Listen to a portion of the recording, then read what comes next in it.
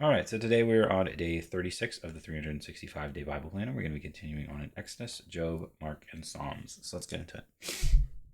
Exodus 21. Exodus 21. These are the laws you are to set before them. Hebrew servants.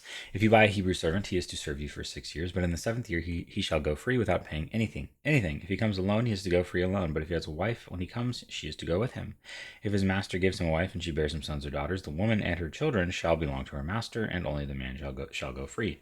But if the servant declares, I love my master and my wife and my children, and do not want to go free, then his master must take him before the judges. He shall take him to the door or the outpost, and pierce his ear with an awl. Then he will be his servant for life. If a man sells his daughter as a servant, she is not to go free as male servants do. She does not please the master who has selected her for himself. He must let her be redeemed. He has no right to sell her to foreigners because he has broken faith with her. If he selects her for his son, he must grant her the rights of a daughter. If he marries another woman, he must not deprive the first one of her food, clothing, and marital rights. If he does not provide her with these three things, she is to go free without any payment of money. Personal injuries. Anyone who strikes a person with a fatal blow is to be put to death. However, if it is not done intentionally, but God lets it happen, they are to flee to a place I will designate. But if anyone schemes and kills someone deliberately, that person is to be taken from my altar and put to death. Anyone who attacks their father or mother is to be put to death. Anyone who kidnaps someone is to be put to death, whether the victim has been sold or is still in the kidnapper's possession. Anyone who curses their father or mother is to be put to death. If people quarrel and one person hits another with a stone or with her fist, and the victim does not die but is confined to bed, the one who struck the blow will not be held liable if the other can get up and walk around outside with a staff. However, the guilty party must pay the injured person for any loss of time and see that the victim is completely healed. Anyone who beats their male or female slave with a rod must be punished if the slave dies as a direct result, but they are not to be punished if the slave recovers after a day or two, since the slave is their property. If people are fighting and hit a pregnant woman and she gives birth prematurely, but there is no serious injury, the offender must be fined for whatever the woman's husband demands and the court allows. But if there is serious injury, you are to take life for life, eye for eye, tooth for tooth, hand for hand, foot for foot, burn for burn, wound for wound, bruise for bruise. An owner who hits a male or female slave in the eye and destroys it must let the slave go free to compensate for the eye. And an owner who knocks out the tooth of a male or female slave must let the slave go free to compensate for the tooth. If a bull gores a man or a woman to death, the bull is to be stoned to death, and its meat must not be eaten, but the owner of the bull will not be held responsible. If, however, the bull has had the habit of goring, and the owner has been warned but has not kept it pinned up, and it kills a man or woman, the bull is to be stoned, and its owner also is to be put to death. However, if payment is demanded, the owner may redeem his life by the payment of whatever is demanded. This law also applies if the bull gores a son or daughter. If the bull gores a male or female slave, the owner must pay 30 shekels of silver to the master of the slave, which is about 12 ounces of silver, and the bull is to be stoned to death. If anyone uncovers a pit or digs one and fails to cover it, and an ox or donkey falls into it, the one who opened the pit must pay the owner for the loss and take the dead animal in exchange. If anyone's bull injures someone else's bull and it dies, the two parties are to sell the live one and divide both the money and the dead animal equally. However, if it was known that the bull had the habit of goring, yet the owner did not keep it pinned up, the owner must pay animal for animal and to take the dead animal in exchange. Exodus 22, protection of property. Whoever steals an ox or a sheep and slaughters it or sells it must pay back 5 head of cattle for the ox and 4 sheep for the sheep. If a thief is caught breaking in at night and is struck a fatal blow, the defender is not guilty of bloodshed, but if it happens after sunrise, the defender is guilty of bloodshed. Anyone who steals must certainly make restitution, but if they have nothing, they must be sold to pay for their theft. If the stolen animal is found alive in their possession, whether ox or donkey or sheep, they must pay back double.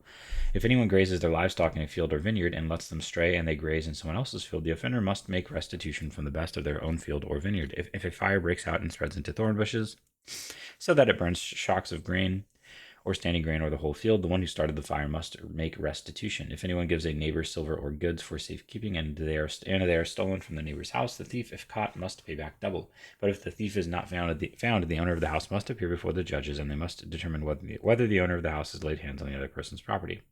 In all cases of illegal possession of an ox, a donkey, a sheep, a garment, or any other lost property about which somebody says, "This is mine," both parties are to bring their cases before the judges. The one whom the judges declare guilty must pay back double to the other. If anyone gives a donkey, an ox, a sheep, or any other animal to their neighbor for safekeeping, and it dies or is injured or is taken away while no one is looking, the issue between them will be settled by taking an oath before the Lord that the neighbor did not lay hands on the other person's property. The owner is to accept this, and no restitution is required. But if the animal is stolen from the neighbor, restitution must be made to the owner. If it was torn to pieces by a wild animal, and the neighbor shall bring the remains as evidence, and shall not be required to pay for the torn animal. If anyone borrows an animal from their neighbor, and it is injured or dies while the owner is not present, they must make restitution. But if the owner is with the animal, the borrower will not have to pay. If the animal is hired, the money paid for the hire covers the loss. Social responsibility. If a man seduces a virgin who is not pledged to be married and sleeps with her, he must pay the bride price, and she shall be his wife. If her father absolutely refuses to give her to him, he must still pay the bride price for virgins. Do not allow a sorceress to live. Anyone who has sexual relations with an animal is to be put to death. Whoever sacrifices to any god other than the Lord must be destroyed. Do not mistreat or oppress a foreigner, for you are foreigners in Egypt. Do not take advantage of the widow or the fatherless. If you do, and they cry out to me, I will certainly hear their cry. My anger will be aroused, and I will kill you with the sword. Your wives will become widows, and your children fatherless. If you lend money to one of my people among you who is needy, do not treat it like a business deal. Charge no interest. If you take your neighbor's cloak as a pledge, return it by sunset, because that cloak is the only covering your neighbor has. What else can they sleep in? When they cry out to me, I will hear, for I am compassionate. Do not blaspheme God or curse the ruler of your people. Do not hold back offerings from your granaries or your vats. You must give me the firstborn of your sons. Do the same with your cattle and your sheep.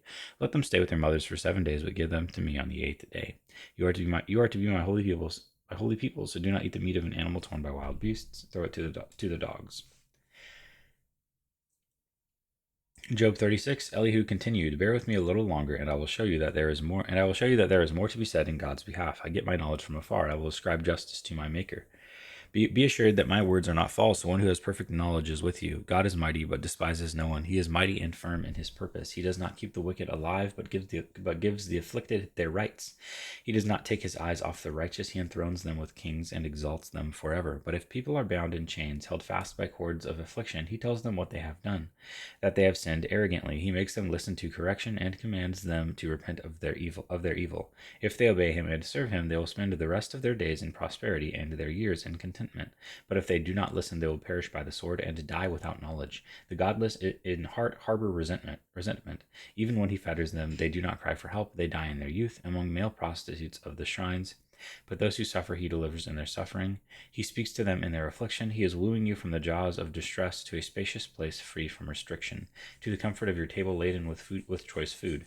But now you are laden with a judgment due. The wicked judgment and justice have taken hold of you. Be careful that no one entices you by riches. Do not let a large bribe turn you aside. Would your wealth or even all your mighty efforts sustain you so you would not be in distress?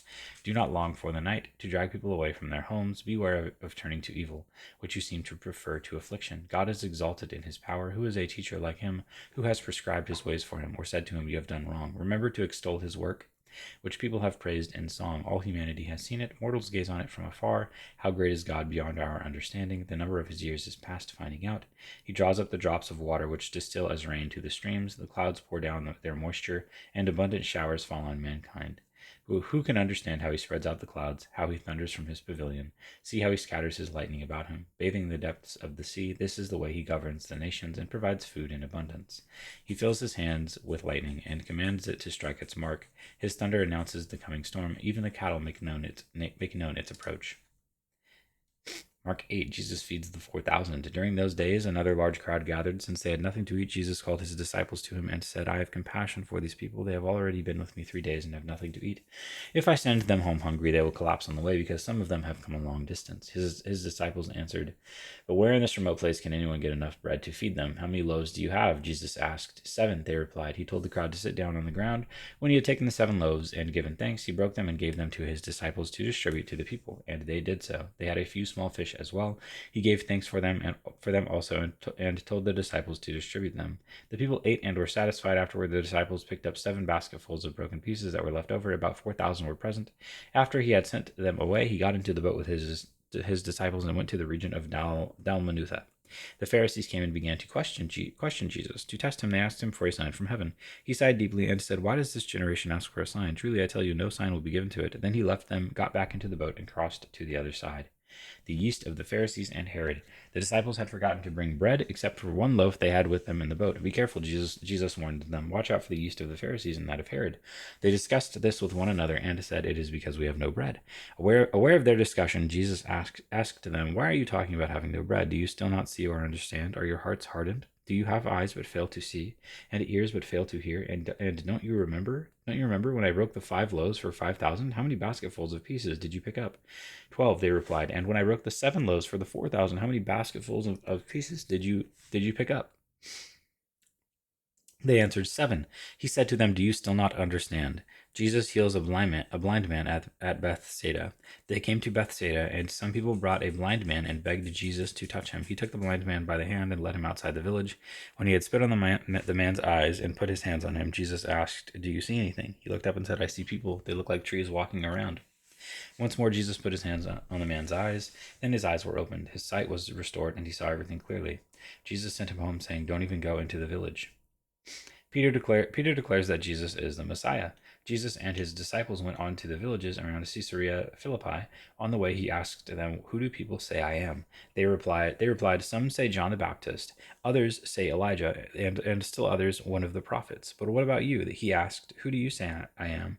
Peter answered, You are the Messiah. Jesus warned them not to tell anyone about him. Jesus predicts his death.